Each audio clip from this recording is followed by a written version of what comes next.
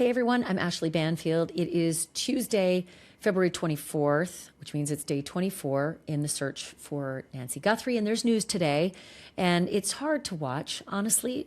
Savannah Guthrie making another Instagram appeal, but this time she, in week 4, has come out and said that she and the family want to offer $1 million reward for information that could lead to whoever it was that took her mother.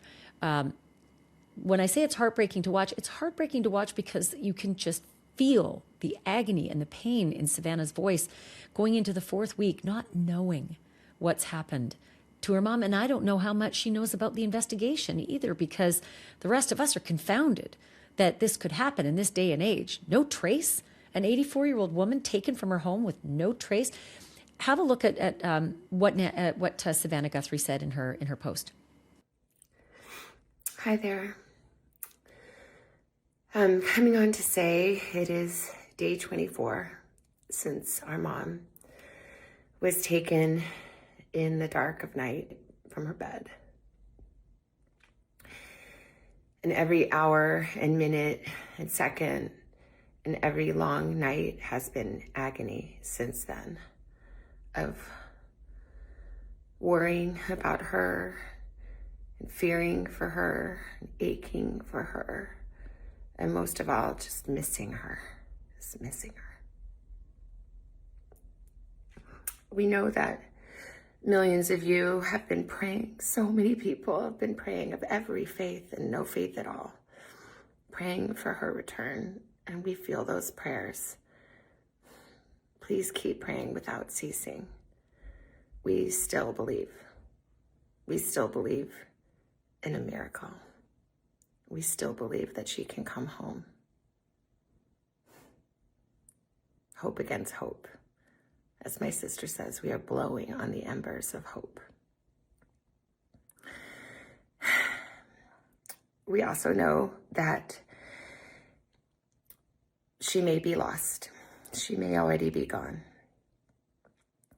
She may have already gone home to the Lord that she loves and is dancing in heaven with her mom and her dad and with her beloved brother Pierce and with our daddy. And if this is what is to be, then we will accept it. But we need to know where she is. We need her to come home. For that reason, we are offering a family reward of up to $1 million for any information that leads us to her recovery. All of the information about this reward and the details is in the caption below. You can call the 1-800-TIP line. You can be anonymous if you want. Someone out there knows something that can bring her home. Somebody knows. We are begging you to please come forward now. We also know that we are not alone in our loss. We know there are millions of families that have suffered with this kind of uncertainty. And for that reason today, we also are donating $500,000 to the National Center for Missing and Exploited Children for their work in helping families who are coping with loss and actively looking for those who are lost. We are hoping that the attention that has been given to our mom and our family will extend to all the families like ours who are in need and need prayers and need support. So please, if you hear this message, if you've been waiting and you haven't been sure, let this be your sign to please come forward, tell what you know, and help us bring our beloved mom home so that we can either celebrate a glorious, miraculous homecoming or celebrate the beautiful, brave, and courageous and noble life that she has lived. Please be the light in the dark. Thank you. I don't know if you caught some of the language in there, and I'm not sure what to make of it, but I did specifically hear Savannah say something that the sheriff had said early on and then walked back, and it was this. She said, day 24, since our mom was taken in the dark of night from her bed. I think it was about week 1 that the sheriff said that Nancy Guthrie was taken from her bed. And it was reported widely. And the sheriff the next day or the next 2 days, I think, walked it back and said, I was speaking figuratively, not literally. And so to this day, we really investigatively do not know what happened inside that home. Where did Mrs. Guthrie encounter this criminal, this suspect?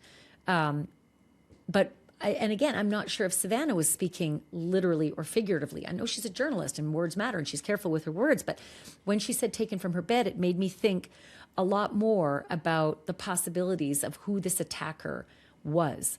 Was this somebody who was just there to rob the place and was startled and did what he did? Or was this someone who was there to rob Savannah's mother, to rob Nancy Guthrie? Because if she was taken from her bed, it's entirely possible that she was the only thing that that attacker wanted in that home, that there was no intended burglary that might have gone wrong. And there's one other element that I want to bring up, and that is something that came up in the New York Times weeks ago. It was a very small mention deep down in a piece about Nancy Guthrie's friends. But one of her friends happened to mention that Mrs. Guthrie had recently begun using a cane and very powerful hearing aids. And if you know anything about hearing aids, especially the elderly who begin to use hearing aids, you don't sleep in them. Typically, you don't sleep in them. You take them out at night. My mom is 87, and I know for a fact that when you take them out, you can sleep like a rock and you won't hear anything necessarily. And it's very possible that with very powerful hearing aids, it's very possible that Mrs. Guthrie wouldn't have heard anyone smashing lights outside, damaging those spotlights that we all saw on the Fox, drone video at the back of the house. It's very possible she may not have heard a forced entry. I have a source, high-level source, who said there was forced entry. Second source, also law enforcement, concurring there was forced entry, that the back door was wide open. It is entirely possible that when you take those hearing aids out at night, if you're not wearing them while you're sleeping, you might not have heard a commotion outside. You might not have heard the ring alert that might have gone off saying there's someone at your front door. So it just adds another element to this. If what Savannah is saying is literal, that she was, taken in the dark of night from her bed, this changes the metric of it. A quick note from our sponsor. Can I ask you something? When was the last time you actually went to the doctor? Not Googled your symptoms or powered through it. Actually went. If you've been putting it off, a doctor's appointment, because it's just too hard and they don't take insurance, I get it. That's why I love ZocDoc. ZocDoc is a free app and a website where you can find and then instantly book in-network doctors. And I'm talking more than 150,000 providers across all 50 states. Dermatology, dentistry, primary care specialists. You can even search by symptom and read the real patient reviews.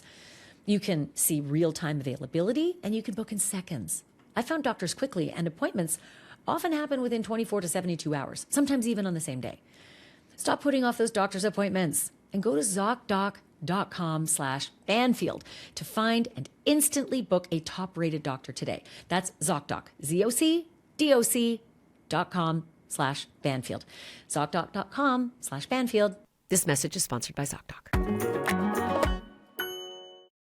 Listen, investigators know more than we do. Definitely, not all of them, but investigators know more than we do. But this definitely changes all of the scenarios that have been running through so many people's heads. There's a few other things that Savannah said in her Instagram. She's also donating $500,000, $500,000 to the National Center for Missing and Exploited Children, the people who do the incredible work of tracking, young people who are taken or who are missing, and they do find so many of these young people. And it's just unbelievably magnanimous that in this time of her family's grief that she would do this, that she would make that overture to the National Center for Missing and Exploited Children. Understandably, her mother's case has gotten an inordinate amount of attention for good reason. It's mystifying. It is absolutely mystifying what happened, what could have happened, why it happened. But there's also that whole high-profile nature that Savannah brings to the case, and that may be the motive behind Savannah giving the $500,000 to the National Center for Missing and Exploited Kids. In our line of work, we often abbreviate it to NCMEC. They have a great presence at CrimeCon. They do such remarkable work. I've been working with National Center for Missing and Exploited Children since the 90s. So I'm, intimately familiar with the remarkable work that they do. So something else, Savannah acknowledged, and again, I said it was heartbreaking, and you might have seen it, and it might have lodged with you as well, that she's acknowledging that it is entirely possible that her mom might no longer be with us. And that's a very painful thing to hear Savannah say, but it is also something that I think many people who've been invested in this case, the investigators who are working so hard in this case, have to acknowledge after a certain period of time that things change in an investigation. Things change in what the mission is, the recovery, the rescue versus recovery. So hearing Savannah say that just makes you heartsick to realize that that's where her mind is going as well. So some other reporting that came out today, we had been hearing that the DNA source that was recovered from inside the home, the unknown male DNA source that was recovered inside the home that doesn't match any of Nancy Guthrie's immediate friends and family, that was sent off to Florida to a phenomenal lab, DNA Labs International in Deerfield Beach, Florida, and that they had been having trouble separating out that DNA from a mixture. We didn't know what trouble would mean, that they would eventually get it separated and then load it up to CODIS. But we're getting reporting now. Libby Dean from News Nation, she's been reporting remarkable sources from Washington. Many of her sources she has cited in the past 3 weeks have been FBI sources. She's not saying that now. She's just saying sources have said to her that the DNA from Nancy's home was only a partial sample and was not viable for CODIS. That reporting has been matched on multiple other outlets as well now, which is very, very frustrating. It's not the end of the story, though. If you go back in a few of my episodes, I interviewed Cece Moore from Paragon, and she has explained, exquisitely what you can do with a partial sample. And there's a lot. So just for reference sake, this partial sample, if this is the end of the road in terms of discovering how viable the sample is with the DNA Labs International in Deerfield Beach, okay, CODIS is one step. It just means you can't load it up and find an offender who already exists in the CODIS national database. You probably already know, but for those of you who are sort of just coming on board, CODIS is something that law enforcement uses when they arrest a bad guy. In many states, just arresting the person who's not a bad guy yet, just an arrestee, they can swab and put that DNA in the national database. Other states say, it's not right. They're just arrested. They're not convicted. You shouldn't be taking their privacy from them before they're convicted. And so some states don't upload arrestees' DNA. But once you are convicted, boom, in it goes to the national database. So CODIS is a really good source. It's millions of sources of bad guys and some arrestees, and also some unknown people who left their DNA behind at a crime scene, but we just haven't been able to figure out who they are. Those samples are also uploaded. So basically, this sample from inside Nancy's house, it can't be uploaded to CODIS because they only take perfect, full samples. It doesn't mean the work is over, because partial samples, well, again, you should go and listen to my episode with Cece Moore because it's really, really good. She's really good. You take the partial samples, and now you can start doing investigative genetic genealogy, IgG. That's where you take partial samples that might match some other people, that might match some of your relatives, maybe your mom, dad, siblings, children, maybe aunts, uncles, cousins, first cousins, second cousins, third cousins. That's the kind of thing you can start doing. And then once you get a big group of those people who you're related to, then you start doing investigations like, okay, where do you live? Are you male, female? You're female, out you go. You're not part of this. The males, let's take all the males. Where do you live? Where are your alibis? And then once you get a smaller group that could be the person behind this DNA, then you start tracking them, right? Like in the case of the Long Island serial killing suspect, Rex Heuermann, they followed him in New York City until he threw out a pizza box, and he's been chomping on the pizza, so his DNA was all over it. Boom, they got their DNA from Rex Heuermann that way. That's usually how the gumshoe works with the investigative genealogy. And that very well could be happening now, right? With the partial sample that they got. But don't get your hopes up here. The reason I say that is because, okay, they found unknown male DNA in the home. We don't know what kind. We don't know if it was blood, semen, saliva. Those are great, right? Because why is unknown male blood, semen, or saliva in the home? We don't know if it was just touch DNA on the kitchen counter where a FedEx package could have, transferred DNA from a driver and a delivery person and all the rest, or just any touch DNA, a handshake on a family friend who came in and put their hands on the counter. We just don't know the strength of the source of the DNA from inside the home. So TBA on that. And actually CBS has one report out today that calls the DNA source from inside the home, the male DNA, low level. That might just be partial, meaning not great. Doesn't mean it isn't possible to work with it. Okay. So also just a comment that somebody made, and I think it's really interesting. Why not release every image, all the images that you may have been able to retrieve from the Nest cams? Might that help in people who look at this person and recognize something more? Might it generate more coverage? More eyeballs will look at it. Maybe someone who never saw it before sees it for the first time because there's a fresh round of coverage on the case. I think it's a great idea. The only problem is we just don't know. We don't know if they showed us everything they got. We do know, the sheriff said, there were more cameras. I had reported that 3 weeks ago, that there were multiple Nest cameras. Now the sheriff, as of last week, is admitting, yes, there were more cameras, but that sadly they haven't been able to retrieve images working with Google. I don't know if that's yet or it's over. Don't know. Something else happened today. You might have seen some activity outside of Mrs. Guthrie's home. The sheriff's deputies arrived and put the flashing lights on when they were in her driveway. They got out. They walked around the back of the house. A lot of reporters were wondering, why are you doing that? What's happening? Why are you going around the back of the house? Didn't get an answer to that. But we did see no trespassing signs going up around Nancy Guthrie's home. And I can only imagine it's possible that some people were trespassing. There have been a lot of searchers who've been out there. The sheriff said, please get permission to go on private property. And maybe people were seen in or around Nancy Guthrie's property that didn't have permission. And maybe that's why the no trespassing signs went up. But that happened today.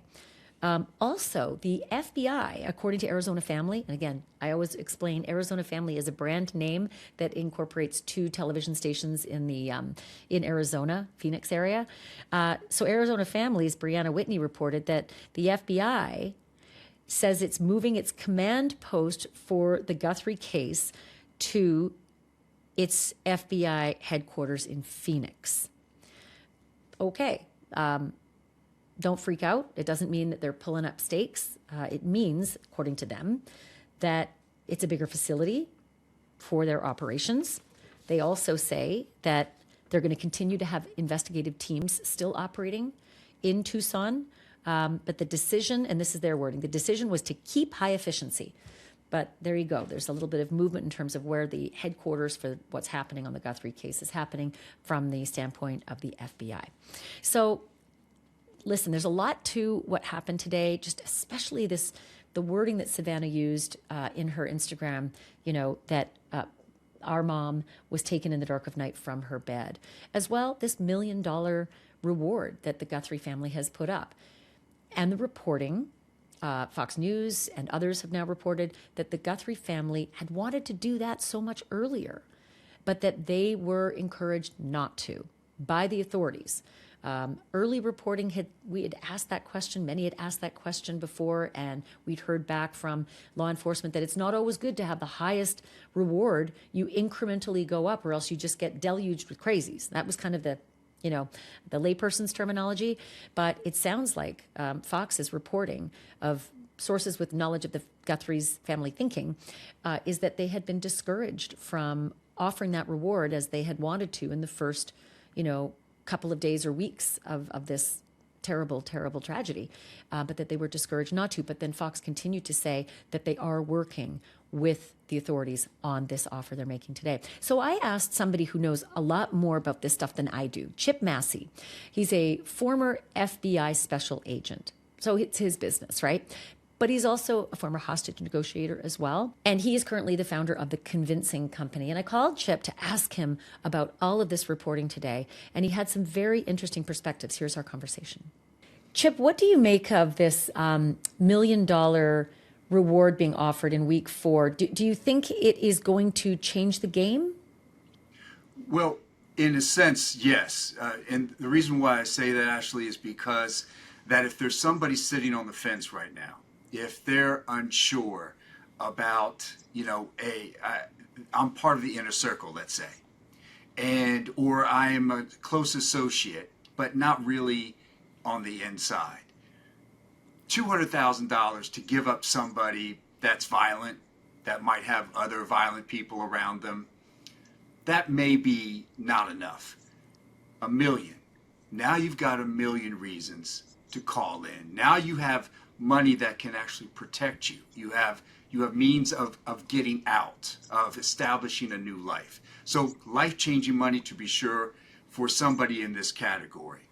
So hesitancy, anyone that's on the fence now, anybody that's thinking about it, you've got that ability. Plus now you're also thinking about it from a different standpoint because America's so focused on this, right, Ashleigh? So now I'm not just turning somebody in, but I'm bringing a mother back.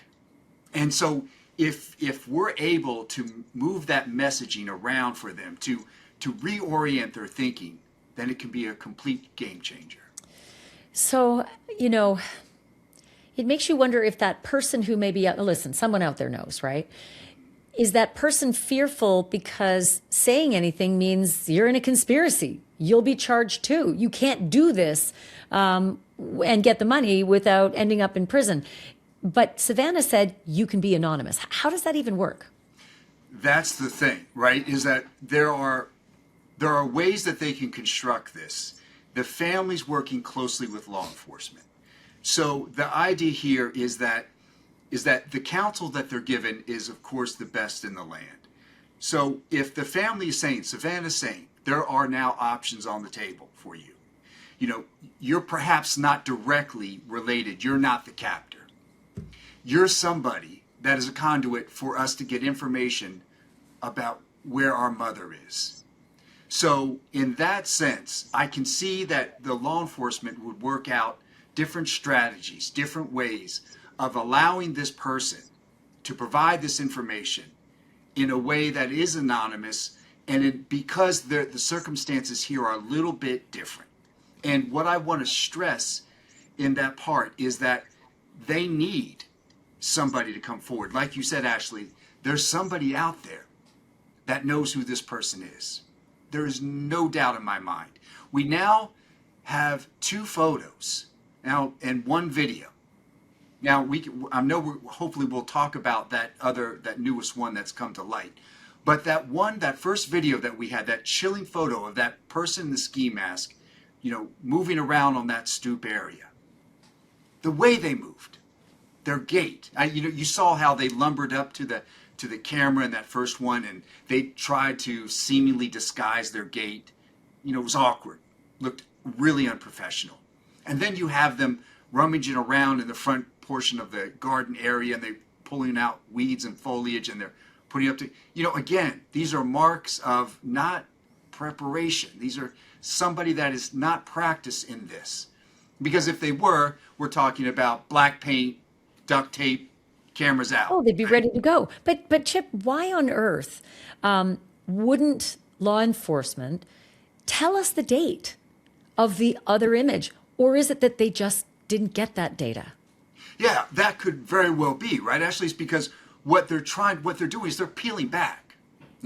They're taking that camera footage from the back end of that cache, and now they are peeling it back. And we all know that when you throw away a hard drive on a computer and you've done your best to erase everything, it's still there, right? There's still an ability to get it unless you've done some very physical precautions not to allow that to happen. But there are means of getting that back. It's painstaking work. It takes very talented people to do that. But that's what they're doing. And so it could very well be that they just don't have that data associated with that picture. have you, and I'm going to get back to the images in a minute, but have you seen it work where, several weeks into a missing persons case, the reward is increased either significantly or even as high as $1 million, and it's actually brought someone out of the woodwork that's helped to solve the case? Absolutely. This is one of those things. This is why, there's no honor among thieves.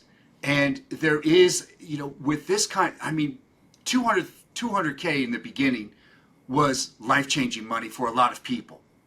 Now you're talking about $1 million. That's a lottery ticket. And we're not talking about the captor here. We're talking about somebody who knows that person is, right? Somebody who knows somebody. And that's all they need. That's all they need to get that lead line fresh, to start a whole new line of investigation. A lot of people in your line of work have said this before. Someone's a jilted girlfriend. And I wonder if, as the days, weeks go on, and this person's behavior has probably changed, right? Whoever took Mrs. Guthrie is just, the pattern of his behavior has changed. That day it changed. The next day it changed. He's dropped out of work. He's dropped out of life a little bit to deal with this. And somebody might be scorned by him in the days to come, who may then come forward, who may then be incentivized because their relationship has changed. Yes. Actually, think about it from that standpoint. Think about it as, when you're getting ready to go on vacation, for example, and you're trying to put everything together, and you're thinking about all the things that you've got to get in place. You got to contact coworkers. You've got to make sure that whatever is delivered to your home is being taken care of. There are so many things. The pressure rises. And that's for a vacation. Now compound that by about $1 billion. And you've got what the pressure cooker that this person is under. Because not only have they now have the eyes of this nation and a lot of others looking at this. I've had interviews with so many different countries now. The world is looking for this person. So what happens when we're under that kind of strain, that kind of pressure? Well, we know the amygdala hijack, right? You've heard that before, Ashleigh, is that you've been in war zones. When this kind of thing hits, this kind of stress happens, that analytical brain goes offline. Now you're just dealing with a primitive brain. Now it's survival. Now your peripheral vision, your brain, nothing is working like it should. Now that's great if you're under attack or you need to run away from somebody, but it is horrible if you need to think, if you need to reason, to think through things. And that's something this guy isn't doing. Now, with the emotions, again, off the spectrum. So like you said, somebody who you saw, was acting one way, the next, they have this irrational kind of emotional outburst. They're arguing a lot. They're, like you said, missing work. They're not in the same places they used to be. And if they are, they're a different person. And that kind of thing will be telegraphed. It's kind of like that bleed through. You're going to see it. Other people are going to know it. There's something we call forensic listening. And we say that it is the art and science of analyzing a conversation after it's happened because words leave clues. It's what we teach. But in this case, there's somebody close to this person. There's somebody that had a conversation with that person recently. And they're like, that just didn't make sense. There's something about it. That's kind of what deception is, right? It's not that it sounds wrong, but it's not altogether right either. Yeah. And it's that dissonance that happens in our brains. And for a lot of it's subconscious, but if we can pull it forward, we can read people with a lot more robustness. The people that are in this person's life, I guarantee you, are doing that. They're seeing those images. They're looking at the way he's moving. They're seeing that gait. They're seeing his mannerisms. They're like, I know that guy. It can't be. But, that question. They're not trusting their instincts. They're not trusting what they've seen with their own eyes and what they know to be true. We want that person to call. Well, to that end, what about this notion that Fox reported on, which is that, the sources of theirs with knowledge of the Guthrie family thinking, that's how they put it, said that, Savannah and her family wanted to put this reward out really early and were dissuaded from doing so. Good idea, bad idea, tragic in retrospect. Who had hindsight like that, 2020? What are your thoughts? Well, I can definitely see, actually, where they come out of the gate with this life-changing money could be problematic, right? It could be like, well, if they're offering $1 million now, what will it be a week from now? You know, what if I just hold my cards close and I wait? It could go up, right? You know, there are a number of reasons why I'm sure that they could have been advised to stay away from doing that, but you know, this is where we are right now. But is it the right advisement? I think so. I do. I think that there is a sense of, you know, they wanted good, clean leads coming in. They wanted that person that recognized that person on that stoop, like, that's it. I'm gonna, you know, I know who that guy is. I'm gonna make that call because it's the right thing to do, right? The people that missed that person at work and wondered, you know, a lot of different things there. Those are the kind of leads we want. We don't want the opportunists like we've already seen in the Bitcoins, right? We had some false starts there. So I mean, we don't know that to be true, but it sure seemed like it. You know? Yeah, that's the thing. And so when you introduce like that amount of money into the equation, you are going to have people who are desperate enough to risk being, you know, prosecuted for giving false information. So what will this do? Like at last count, and arguably it's been, I think, over a week, the tips, I think combined FBI and local were somewhere around 40,000. What will this incentive of $1 million as a reward do to the number of tips? You know, all we need is the right one. Mm-hmm. And that's the task now is Savannah's video was so gripping. And the reason why it's gripping, actually, you know this, because it's heartfelt, because it's her experience, because she is living a nightmare that no one should have to go through. And she's reaching out to that one person. That's all she needs.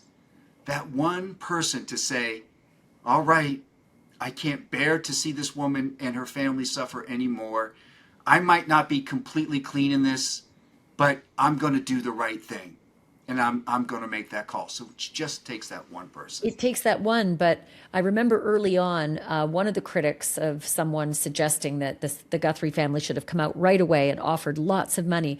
One of the critics of that theory said there are just hundreds of thousands of kooks who come out of the woodwork, and it would actually muddy the waters. Is there validity to that? Oh, to be sure. You know, if somebody is practiced enough to provide information that sounds credible to the point where, you know, there's been a lot of information about what was seen at that house. So if you take somebody who's practiced in deception, who might be skilled in being able to create enough doubt or enough getting it on the nose, close enough, not that it's completely there, but close enough, that is enough to divert an investigator or a team to have to follow up on that lead that could be false. So I really do believe that this was the right course to take. Let me ask you something. I know that there are teams associated with bringing in or be the first level of vetting of the tips.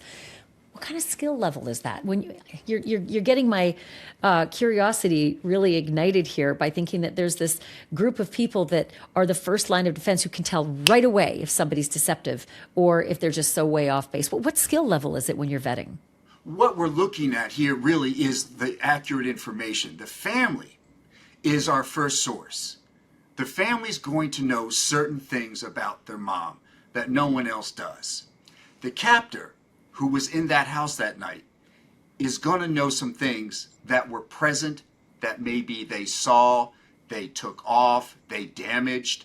Something there that the investigators put together and said, yep, that's somebody that was in there. But I'm talking about the thousands and thousands of tips that are just ridiculous. Like who's playing goalie, the very first line of defense to just kind of like cut the wheat from the chaff? Sure. So again, the investigators, and I know certainly for the FBI, I mean, we're set up for this. We do crisis every day.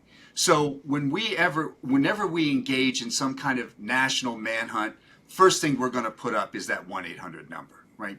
So we have a priority system. We have a means of sifting through, like you said, of figuring out when the caller calls in about getting to that information. Again, we're not looking for somebody who's telling us that, the guy's obviously left-handed, don't care. What we want to know is, do you know about this specific situation and this individual? Is there somebody that you're identifying that you say is in this area, may be closely associated with it, missed work? Or better, I know this guy. I'm hesitant to say his name, but I really think you guys might want to look into this. So are the tips coming in, are they recorded? Are they live? Is there a Q&A going on between, experts in the FBI who know when they've got a fraud on the line, or when they've got somebody who just thinks they know more than they do? So, right, they're gonna go through a system where they're vetting it based on information. So if you think about the big room, and they've got a board that's present, electronic, whatever stuff that's written up there, mm-hmm. They know, every shift knows what is currently active in an investigation. They know what kind of tips are being provided. They know the level of priority and what they're supposed to focus in on, given what is present with the family, what the family's been discussing, what was present at the scene of the crime, all those factors. And they're going to be able to prioritize that board. And then they're going to then go through those leads as they come in to make the calls on each one. So are the calls recorded? The tips, do they come in and they're recorded, or are you speaking to someone live? They're live. I don't, some, I think, if they aren't able to get to a live person, they'll record some of those, but they're going to want to talk to somebody live, especially if, as they're going through. The idea is that you want interaction between the caller and the interviewer. And the interviewer has a skill set, right? Like, the interviewer is very special. They're not just all hands on deck. Let's grab anybody with a pulse. They're really skilled in how to vet who's worthy and who isn't. Oh, to be sure. So, you've got agents, you've got other, law enforcement personnel. These people have gone through this, right? They've been practiced. And if they aren't, they're on the job and they're watching other people go through it. So yes, there is a definite mechanism in place to make sure that the right people are taking those calls. Let me ask you, in this particular case, do you think that law enforcement in the Tucson area is actively massaging their informant network? Oh, yes. Oh, 100%. And what would they be doing specifically, knowing full well that any informant who's connected to this, that guy or that girl's going to know they're in trouble? Well, it's like with any crime, right? If you want to get to the crime, you got to talk to criminals. That's just how, you know this, Ashley. You have a world of sources anywhere you go. So it is a fact that they are going to be involved in some type of, nefarious activity. That's where your best information is coming from. We don't expect it to come from Jane and John Doe who have a regular 9-to-5 job and family. It doesn't work that way. It's messy, right? And it involves, working through a lot of different things, emotions, am I going to get in trouble? Can you protect me? All those things have to be worked through.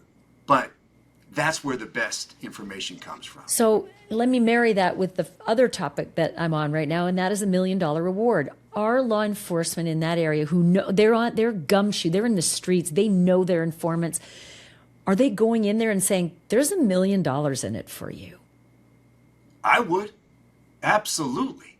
Is that strategy? Is that what they typically employ? I mean, what you're going to do is you're going to work your sources the way you normally work your sources.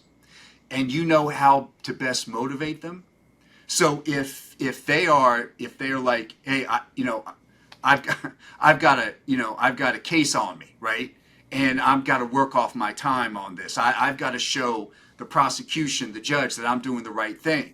So that kind of person we love because they're very motivated that way, right? For their own self-interest. And they don't need the money. They need to be cleared. Right. They want to lessen time. They want something that's going to help them work off their time. Money, as you know, in this area, for people, again, that are connected, to this kind of activity, they're going to be motivated by money, to be sure. And that's why the pressure on this captor is huge. It's different now. It started off with 100K. I'm not too sure that that wouldn't have been motivation enough. Then it's 200. So now the captor's looking at everybody he knows. He's looking at $1 million. Now it becomes paranoia. It's not. I mean, it's a bounty. It's a bounty. When. And I mean, yeah, $100,000 and $200,000 is a lot of money, but maybe not enough to protect an informant. Because if an informant's going to do something, 100,000 or 200 isn't really going to buy them a safe life if they turn somebody in. Right, and now they all those mitigating factors that might have been, I don't know, I don't think I can't exactly go to an island on this. Now they've got options. You take the whole family. Yeah. Talk to me a little bit about this notion that the New York Times reported on these hearing aids, right? That Nancy Guthrie, according to her friends, had started using very powerful hearing aids. Well, if you know the way hearing aids work, you take them out at night. That, for me, changes things, given the fact that you don't hear disturbances in your home. You might not even hear somebody, say, smashing the spotlights outside your home if you have powerful hearing aids that you need to hear. Talk to me about what that would change for you, in the days that you put your investigator, your FBI hat on, and how that would change how you look at this crime. Yeah. So any kind of entry of somebody, think about it, ski mask, gloves on, you don't know this individual, and now they're in your home. We don't know how he got in. They're saying, the sheriff's not giving information whether it was forced entry, the door was open, had access some other way. Don't know. But what we do hear is that Savannah's saying, they took my mother from her bed. And that would go toward what you're saying. Hearing aids out, may not be aware of the noises, may not already have been alerted. But in any case, Ashleigh, if you think about it, once they are alert, what are they looking at? What is Nancy looking at face to ski mask now? Can you imagine the horror that is flowing through her body?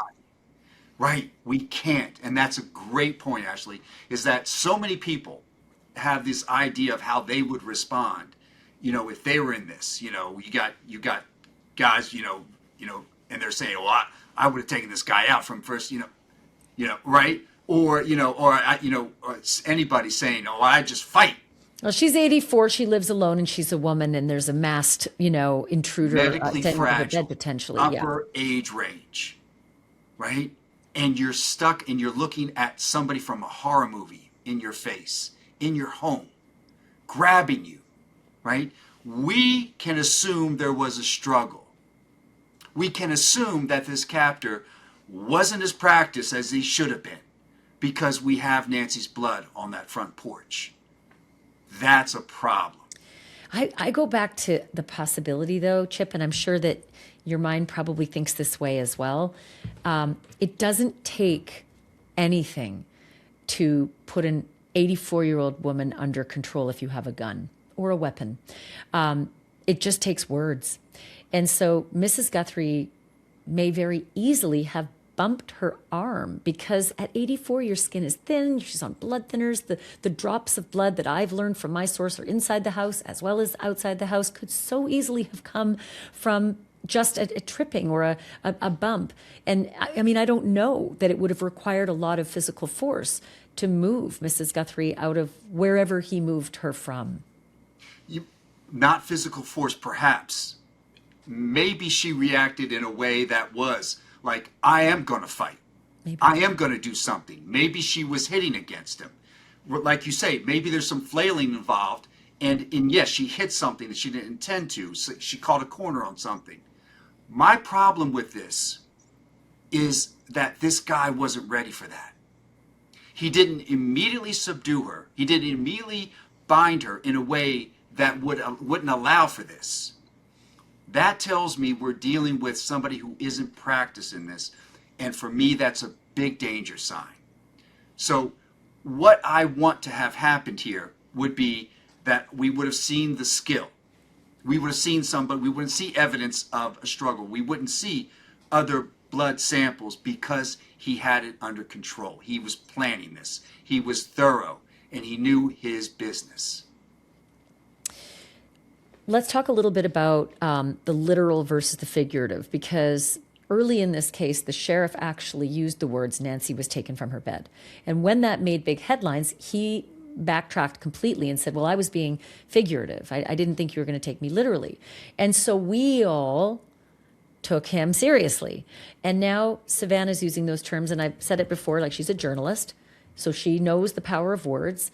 And I almost feel like she might not have chosen to use a figurative expression that was so informative and so fact-filled. But if that is the case, and if she is being literal, it feels like it changes a lot of the nature of what this crime is and who this criminal is. I'm curious, Ashleigh, why do you say that? Why do you think it's changed? Well, it feels as though, if Mrs. Guthrie literally was taken from her bed, it feels like that was the reason he was there. It wasn't for any other reason other than to break in and wake a sleeping, hard of hearing woman and take her from the bed, as opposed to all these other theories that, well, maybe this was somebody who broke in and was, caught in the middle of the act and reacted in a bad way, and there was a crisis and a disaster. I mean, there's all sorts of theories, right? But I mean, if Savannah's literal, that mom was taken from her bed, does that completely change the way investigators analyze and try to solve the case? Yeah. I don't think for a minute this guy was in for a cash grab or to get jewelry or whatever. He came in with a full backpack. That's what it looks like to us, right? From looking at that video. Could it, and I only say, is it possible it could have been SATG, South American gangs? I don't know if it's SATG. Let me get my wording right. Yeah, SATG. Is it possible it could have been, SATG, the South American criminal gang rings that, might have been bringing a backpack full of bags to thieve the place? That's what they do. They go in the middle of the night. That's their MO. And they rob places. And, that's the only reason I think that that's a possibility. It's not that anyone has said it. I hear you. The problem I have with that one is that you don't come out with a body. You don't come out with a person. Right? If you're there to extract the money, whatever the goods are, that just doesn't work. They don't do that, So they're set up. Hey, we're going to get this. We're going to get these jewels, whatever's in the house. We have fences set up for that. They're not set up for a human being, and that's where things start to change. So I do not think for a second that person went in for a cash grab and said, "Oh, well, this makes sense to me. Why don't I grab her too?" That doesn't work in my experience. What other reason would there be to break into a home in the middle of the night, take a woman, if we are to take Savannah literally, from her bed and take her away? What other possible reason could there be if those alleged ransom demands were frauds? Mm-hmm. That's the only thing that I can think of, to go on. Ashleigh, is that we're working from what we've heard from the family. That's all we've got. We've got some evidence from the investigators, from the sheriff that's out front. But all we really can say is what Savannah's telling us through these videos and how she is wanting to address the captors and the American people. So, we can, and a lot of people do, armchair detectives out there, they're very focused on different theories and so forth. What we need to do and what the investigators are laser focused in on are the facts and where the current leads of the investigation are going. The other news that has been breaking today, multiple sources reporting that the DNA sample of the unknown male DNA that was found inside the home that didn't match Nancy's immediate circle, that it's a bit of a bust in terms of CODIS. It's a partial profile. It can't be loaded up into CODIS, but that doesn't mean it's the end of the road. It means that the next step begins, right? The investigative genetic genealogy. Right. There, I see this investigation, and like all the investigators are, this is a many lane highway. And we want every lane to be going 1,000 miles an hour. And so with the DNA evidence, with the genetic pushing out the family tree, fantastic. We want that. Yes, is it disheartening? Absolutely. Is it going to now take longer? Sounds like it. Are we ever going to get something from that? I don't know. But the investigation still continues. There are still 18 other lanes that investigators are going down. That we have that information about the gun shops. Remember when that came out, and the gun shop owners were saying, yeah, the FBI came in and they had, like, I've heard everything from 24 to 40 names that they wanted to know. Was this person in here? Did they buy this gun, this particular model, this particular holster, right? And so that gives me a lot of confidence that they are developing new leads all the time, that they might be narrowing down those leads, and they might have a cluster of people of interest that they're focused in on now. So again, I really think many lanes. We want every piece of this machine to be working in conjunction with each other. To that end, why do you suppose that they haven't released any other imagery? I mean, we have clips that end before the action ends. We have clips that end with him messing with the Nest Cam and the foliage, but then it stops. Not because the action stops, just the clip stops.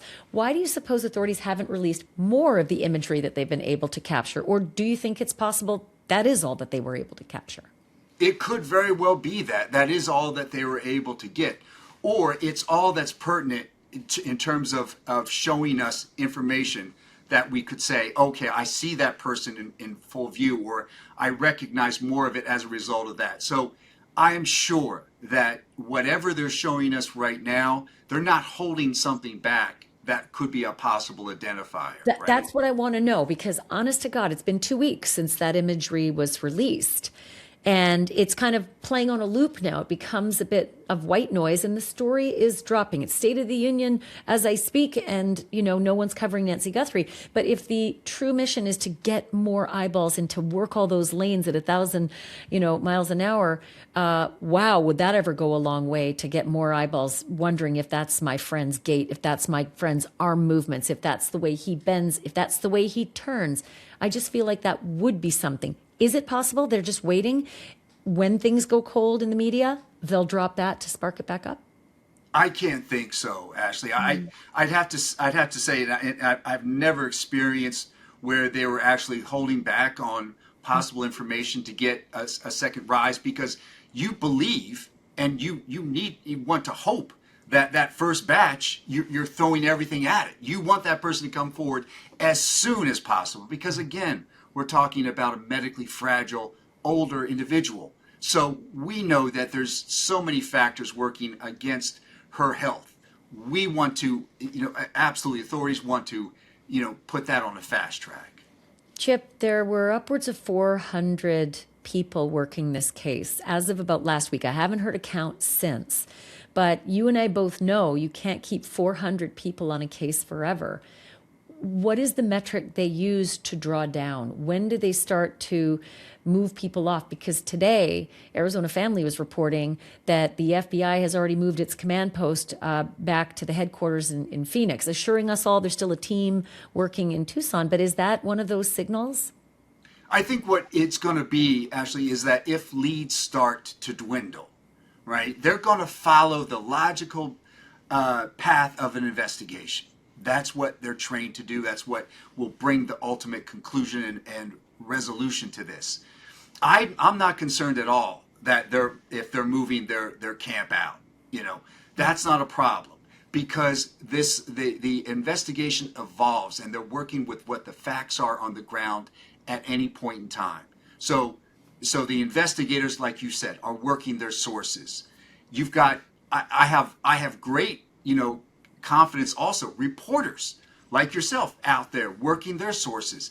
The more time that's spent in that area in and of itself and expanding that zone of investigation increases the probability that they're going to catch something. They're going to trip on something. Something is going to happen.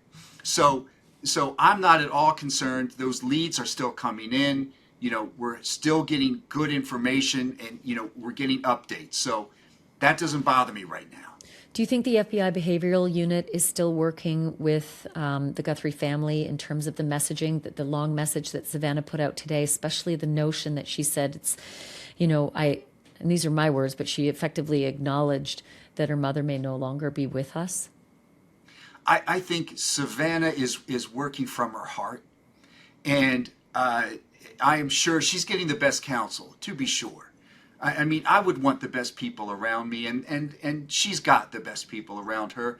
Now, she is taken to social media, and I think it's very powerful that she's speaking from her heart, from the heart of her family, and that has to create some type of inroads into somebody around this captor, if not the captor himself.